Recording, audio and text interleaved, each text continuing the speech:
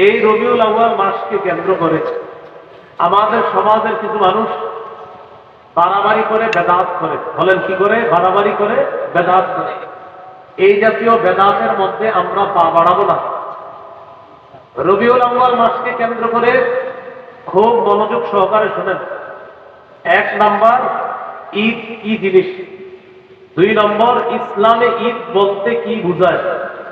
3 নম্বর, মিলাদুন নবী মানে কি। 4 নম্বর, নবীজির জন্ম বার কবে। 5 নম্বর, নবীজির জন্ম তারিখ কবে। 6 নম্বর, ঈদে মিলাদুন নবীর ইতিহাস দুনিয়াতে শুরু হইল কিভাবে। 7 নম্বর, নবী তার জন্মদিনে কোনো আমল করেছেন কিনা। 8 নম্বর, জন্মদিনকে কেন্দ্র করে কোনো বেদাত রসুম ইত্যাদি হারাম। 9 নম্বর, কেউ যদি বলে নবী তো নিষেধ করে না এই রেলি জশ্নে জুলুস বাইর করতে, আপনারা নিষেধ করেন কেন, এটার কি জবাব। 10 নম্বর, কেউ যদি বলে বেদাত মানে যদি হয় নতুন আবিষ্কার, ফ্যান লাইট এগুলো তো নতুন আবিষ্কার, তাহলে এগুলি বেদাত কর না কেন, এটার কি জবাব। 11 নম্বর, সর্বশেষ আপনাকে বলবে আমার আব্বাও তো গত 20 বছর করছে, আমার জানা মতে আপনার দাদাও করছে গত 40 বছর, এটার কি জবাব। 12 নম্বর, বেদাতের মোকাবেলায় সুন্নাহের ব্যাপক প্রচার প্রসারণা চালানোর 1 নম্বর দায়িত্ব হলো যুব সমাজের। সুন্নাহের ব্যাপক প্রচারের 1 নম্বর দায়িত্ব কাদের? বলতে পারেন হুজুরদের। হুজুর তো বলতেছি মসজিদের মধ্যে, আপনারা যদি এবার হুজুরের ওই মসজিদের কথাটা নিয়ে খালি সমাজে সমাজে প্রচার করে দেন তাহলে তো হয়ে যাবে। 1 নম্বর, ঈদ মানে কি, তো মন দিয়ে শোনেন। ঈদ আনন্দ, খুশি, উৎসব প্রকাশ করা। 2 নম্বর, ইসলামে ঈদ বলতে কি বোঝায়, এটা আমাদের জানা দরকার। এই ব্যাপারে 3টি হাদিস বলি, মন দিয়ে শোনেন। আবু দাউদের 1134 নম্বর হাদিস, আনাস ইবনে মালিক রাদিয়াল্লাহু তাআলা আনহু বর্ণনা, তিনি বলেন قدم رسول الله صلى الله عليه وسلم المدينة ولهم يومان يلعبون فيهما। রাসূলুল্লাহ সাল্লাল্লাহু আলাইহি ওয়াসাল্লাম মদিনায় আগমন করলেন। মদিনাবাসী তখন 2 দিন, এমন 2 দিন ছিল যেই 2 দিনে তারা খেলাধুলা করত। فقال رسول الله صلى الله عليه وسلم ما هذان اليومان। নবী তাদেরকে জিজ্ঞাসা করলেন, আচ্ছা এই 2 দিন যে তোমরা খেলাধুলা করো এটা কি, কেন খেলাধুলা করো। তারা জবাব দিল, কুন্না নালআবু ফীহিমা ফিল জাহিলিয়া। আমরা মূর্খতার যুগে এই 2 দিনে খেলাধুলা করতাম, তাই এখনো খেলাধুলা করি। فقال رسول الله صلى الله عليه وسلم إن الله قد أبدلكم بهما خيرا منهما يوم الأضحى ويوم الفطر। রাসূলুল্লাহ সাল্লাল্লাহু আলাইহি ওয়াসাল্লাম বললেন, অতীতের যে 2 দিনে খেলতা এটা ভুলে যাও, আল্লাহ তাআলা তোমাদেরকে ওই 2 দিনের পরিবর্তে ঈদুল ফিতর এবং ঈদুল আযহা নামে অতি উত্তম 2টি ঈদের দিন আল্লাহ তোমাদেরকে দান করেছেন। তাহলে ইসলামে মুসলমানদের ঈদ কয়টা? আবার বলেন, মুসলমানদের ঈদ কয়টা? 2টা। এখন আমি আপনাদের কাছে একটু জানতে চাই, নবীজি সাল্লাল্লাহু আলাইহি সাল্লাম যেই ঈদ পালন করেছেন ওই ঈদটা সেরা নাকি আমরা যে ঈদ পালন করবো সেটা সেরা? নিঃসন্দেহে নবীজিটা সেরা, নবীজির সাথে যারা পড়ছে ওইটা সেরা। এখন অনেক জায়গায় দেখবেন দেয়ালে লেখা, অথবা অনেক মানুষ আপনাদেরকে বলবে সকল ঈদের ঈদ ঈদে মিলাদুন নবী, সকল ঈদের সেরা ঈদ ঈদে মিলাদুন। আমি শ্রদ্ধার সাথে তাদের এই কথা গ্রহণ করে বলি, আপনি যে বললেন সকল ঈদের সেরা ঈদ ঈদে মিলাদুন নবী, আপনার এই কথাটা শ্রদ্ধার সাথে গ্রহণ করে আমি বলি, আপনি যে ঈদ পালন করেন এটার যদি সকল ঈদের সেরা ঈদ হয়, আমরা বলবো আমার নবী যেটা পালন করতে সেটা হবে সকল ঈদের সেরা ঈদ। এখন কথা হলো আপনারা যেটা করেন সেটা আমার নবী করছে কিনা, জবাব হলো না। অতএব আমার নবী যে ঈদ করছে সেটাই সেরা ঈদ, আপনাদেরটা যেটা এটা সেরা ঈদ না। কোথাও যদি দেখেন লেখা আছে ঈদে মিলাদুন নবী সকল ঈদের সেরা ঈদ, আপনি নিচে লিখবেন, প্রিয় ভাইয়া শ্রদ্ধার সাথে আমিও আপনাকে বলছি, আপনি বলছেন আপনার ঈদ সকল ঈদের সেরা ঈদ, আমি নিচে লিখে দিলাম আমার নবীর ঈদ সকল ঈদের সেরা ঈদ। আপনি খালি আগে যেমন আমরা দুজন, উনি বলতেছি ঈদে মিলাদুন নবী সেরা ঈদ, আমি বলতেছি নবীরটা সেরা ঈদ। টেনশনে বলে হচ্ছে নবীর ঈদ আর ঈদে মিলাদুন নবী কোনটা। আমি বলতেছি আপনি কোনটা? আমি ঈদে মিলাদুন নবী সেরাই বলি। মানি কোনটা? ওই যে 12 রবিউল আউয়ালে আমরা একটু আনন্দ উল্লাস করবো, ঘুরবো ফিরবো, খামু সাথে দেখি ইত্যাদি, যা হোক সেটা হোক। উনি বলতেছে ঈদে মিলাদুন নবী এটা হলো সকল ঈদের সেরাই। আমি বললাম ঠিক আছে, আপনার কথা শ্রদ্ধার সাথে গ্রহণ করে বলছি আমার নবীকে সেরাই। উনি নবীর ঈদ মানি? আমি বলি নবীর ঈদ করছে। তখন বলতেছে নবীজি ঈদ করছে সেটা কোন ঈদ? আমি বললাম সেটা 2 ঈদ। এখন উনি বলতেছে আমি যেটা করি, আমি বললাম এটা আপনাদের বানানো ঈদ। এখন বলে সেরা কোনটা? আমি নবীরটা আগে প্রশ্ন করবেন, আপনি আগে বলেন নবীরটা সেরা না আপনারটা সেরা। টেনশনে বলে দেবেন, যদি বলে আমারটা টেনশন। যারা বলবে ঈদে মিলাদুন নবী সকল ঈদের সেরা ঈদ, আপনি বলবেন আগে বলেন নবীর ঈদ সেরা না আপনারটা সেরা। তো তখন সে বলবে নবীর ঈদ সেরা, বলবেন নবীর ঈদের মধ্যে ঈদে মিলাদুন নবী নাই, তাই আপনারটা সেরা না, নবীর ঈদ সেরা। এটা হলো ঠান্ডা মাথা বলতে হবে। এবার বলতে হবে যে আপনার ঈদ সেরা না নবীরটা সেরা। তো টেনশন করে দেবে, কারণ আশিক রাসূল হইলে এটাই বলতে হবে যে নবীর ঈদ সেরাই। তখন বলবেন নবীর ঈদের মধ্যে আপনাদের এই ঈদটা পাওয়া যায় না, অর্থাৎ আমার নবীর ঈদ সেরাই, এটা আপনিও বললেন। আর আমরা তো স্বীকারই করি আমাদের নবীর ঈদ সকল ঈদের সেরাই।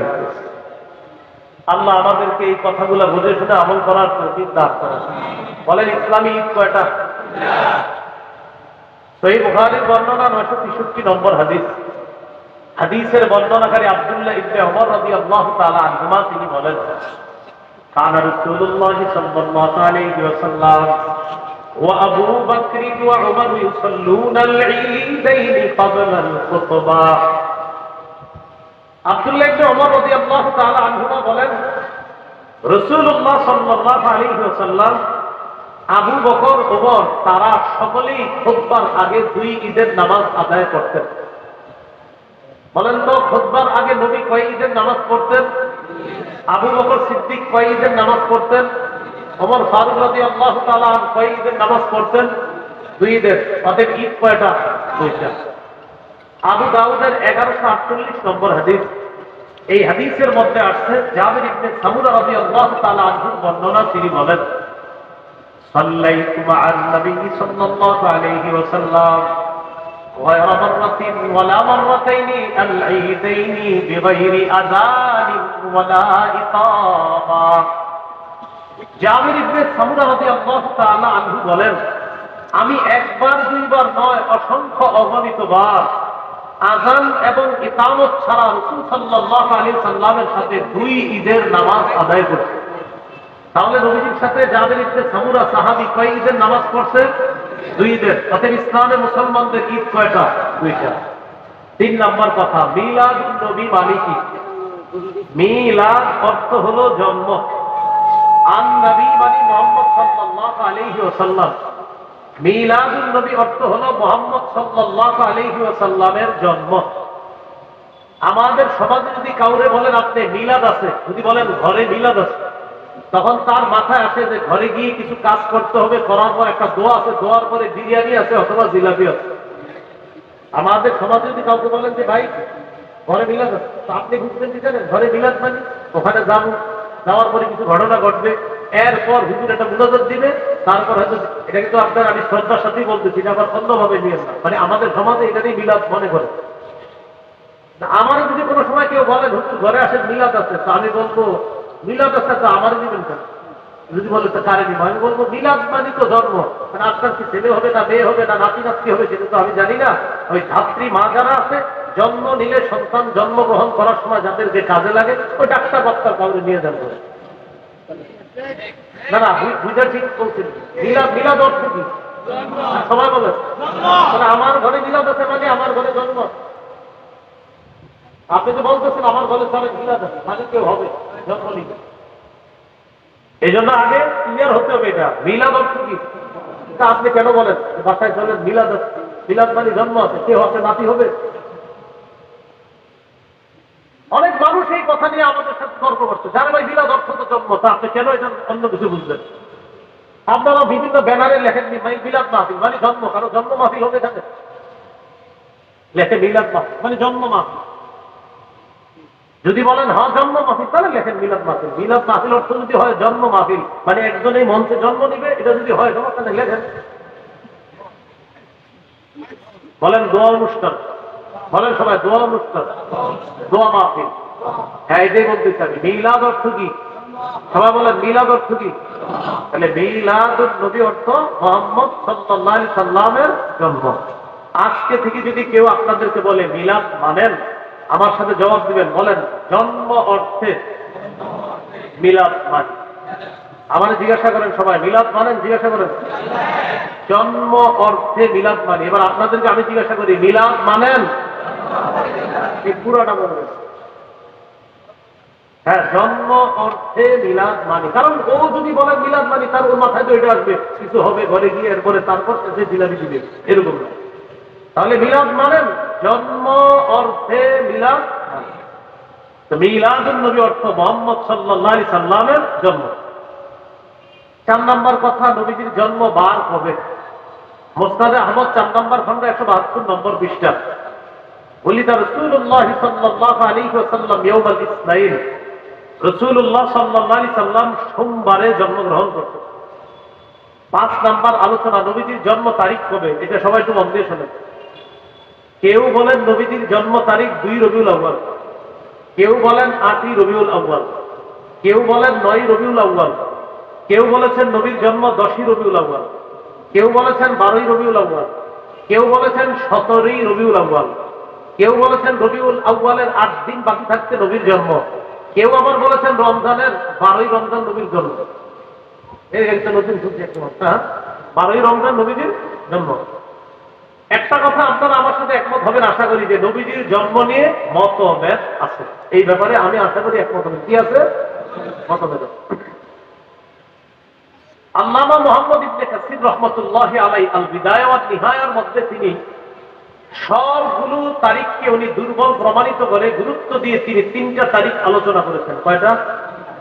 2 রবিউল আউয়াল, 8ই রবিউল আউয়াল, 12ই রবিউল আউয়াল। 2 রবিউল আউয়ালের আলোচনাটা একটু মন দিয়ে শুনেন।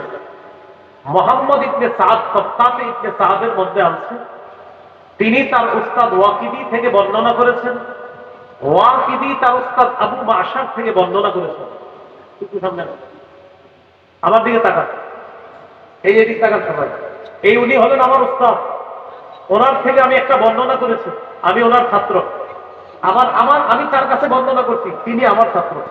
তাহলে তার উস্তাদ আমি, আর আমার উস্তাদ তিনি। এতটুকু বুঝছেন সবাই? এটাকে বলে সূত্র। বলেন কি বলে? তাহলে সূত্রে তিনি আমার উস্তাদ, আমি তার ছাত্র। আবার আমি তার উস্তাদ, তিনি আমার ছাত্র, এলো সূত্র।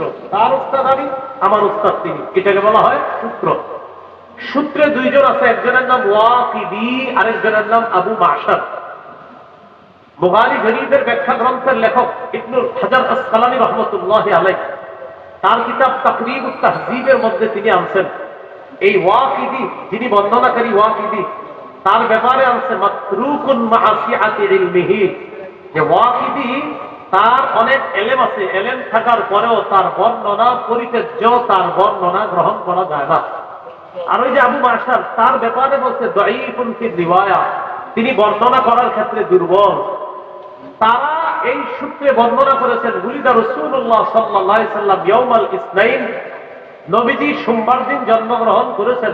লিলাইলাতাইনে খালাকা মিন শাহরি রবিউল আউয়াল, রবিউল আউয়াল মাসের 2 তারিখে। এটা তাদের সূত্রে। কার? ওয়াকিদি এবং আবু মাশার। তাহলে ওয়াকিদি যিনি সূত্রে আছে তিনি পরিত্যাজ্য, তার বর্ণনা পরিত্যাজ্য। আবার সূত্রে যিনি আছেন আবু মাশার, তিনিও দুর্বল। ওই সূত্রে একজন হলেন দুর্বল, আর এই মনে করেন আমারে বসানো ওই জায়গায় আমি পরিত্যাজ্য।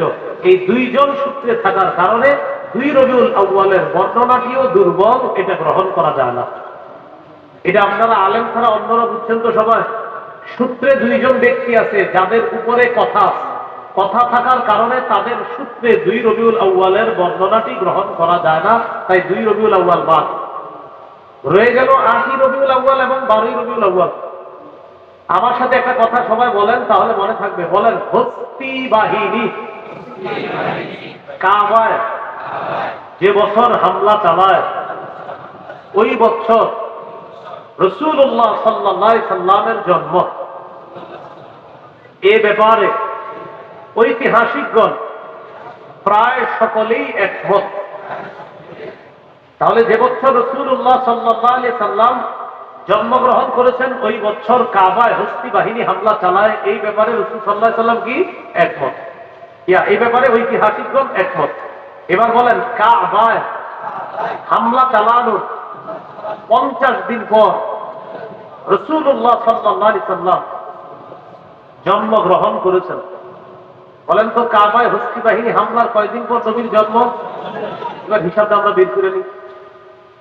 মুহররম মাসের 13 দিন বাকি থাকতে কাবার উপর হামলা হয়। তাহলে মুহররমের 13 দিন পেয়ে গেলাম। পরের মাস সফর মাস, সফরের 30 দিন নেন, মুহররমের 13 দিন 43 দিন। রবিউল আউয়াল মাস হলো সফর মাসের পরের মাস। রবিউল আউয়ালের 7 দিন যাওয়ার পর এরপর সূর্য ডুবার সাথে সাথে হয়ে যায় 8ই রবিউল আউয়াল। তাহলে আগের 43 আর পরের 7 এ হলো 50 দিন। এর মানে কাবায় হামলা চালানোর 50 দিন নবীর জন্ম মানে 8ই রবিউল আউয়াল আল্লাহ রাসূল দুনিয়াতে জন্মগ্রহণ করেছেন। কাবায় হস্তি বাহিনী হামলা চালানোর 50 দিন পর নবীজির জন্ম। তো কাবায় হামলা চালানোর 50 দিন পর নবীর জন্ম হিসাব করলে বের হয় 8ই রবিউল আউয়াল। পৃথিবীর বিখ্যাত ওলামায়ে কেরাম, বিশুদ্ধ ওলামায়ে কেরাম, নির্ভরযোগ্য ওলামায়ে কেরামের অভিমত হলো আল্লাহ রাসূলের জন্ম 8ই রবিউল আউয়াল। এই কথাটি বিশুদ্ধ। গাণিতিক হিসাবে কেউ কেউ বলেন নবীর জন্ম 9ই রবিউল আউয়াল। এই জন্য মনে রাখবেন 8 অথবা 9। বলেন 8 অথবা 9, এই 2 তারিখে আল্লাহ রাসূলের জন্ম। এই কথাটি বিশুদ্ধ, তবে প্রসিদ্ধ নয়। 8 অথবা 9 রবিউল আউয়াল রাসূলুল্লাহ সাল্লাল্লাহু আলাইহি সাল্লামের জন্ম, এই কথাটি বিশুদ্ধ, তবে কি নয়? বিশুদ্ধ।